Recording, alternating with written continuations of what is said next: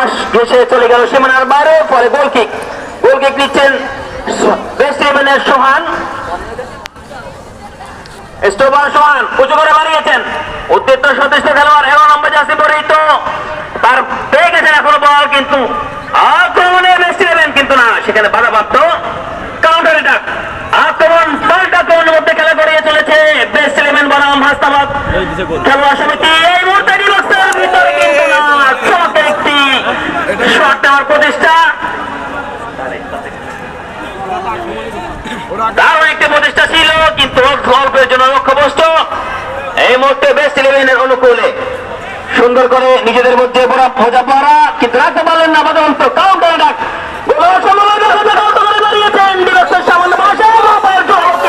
হয়তো বেশ ঠিক রাখতে পারেননি বিদায় এ যাত্রায় গোল করতে পারলেন না।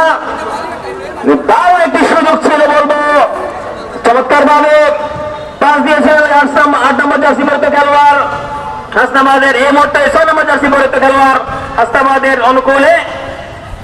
আসলে কেউ কাউকে ছাড় দিতে রাজি নয়, যেহেতু এটি নকআউট পর্বের ম্যাচ, একটি ম্যাচে হেরে গেলেই টুর্নামেন্ট থেকে বিদায়।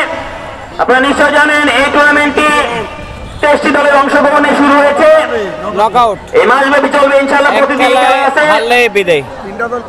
আগামীকালকেও 2টি ম্যাচ অনুষ্ঠিত হবে। আপনাদের সকলকে অগ্রিম আমন্ত্রণ জানাচ্ছি। আসলে দুটি দলেই তারকা সম্পন্ন খেলোয়াড় রয়েছে, প্রত্যেকে চেষ্টা করে যাচ্ছে তাদের বেস্ট খেলাটা দেখার জন্য। আপনারা জানেন প্রতিটা ম্যাচেই ম্যান অফ দ্য ম্যাচ যিনি হন তাকে 5,000 টাকা পুরস্কার প্রাইজ মানি দেওয়া হয় এবং সাথে ক্রেস্ট। তাই প্রতিটা প্লেয়ারই তাদের বেস্ট খেলা দেওয়ার জন্য চেষ্টা করে যাচ্ছে। এই মুহূর্তে ওয়েস্ট ইলেভেনের আক্রমণ চমৎকার ভাবে বাড়িয়েছিলেন, কিন্তু সেখানে বাধাপ্রাপ্ত। ডিফেন্ডার 6 নম্বর জার্সি পরিহিত হাসনাবাদের, তিনি ক্লিয়ার করলেন। মধ্য মাঠে কিছুটা খেলোয়াড়ের বাধা, খেলোয়াড় তিনি অল্পের জন্য সুযোগটা মিস করলেন, বিনিময়ে ক্লিয়ার করলেন সোহান।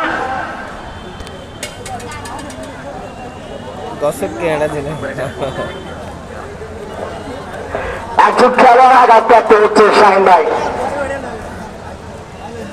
সোহেল ভাই, যে একা আমরা কবুল করছি হাসনাবাদ খেলোয়াড় সমিতি, তারা কিন্তু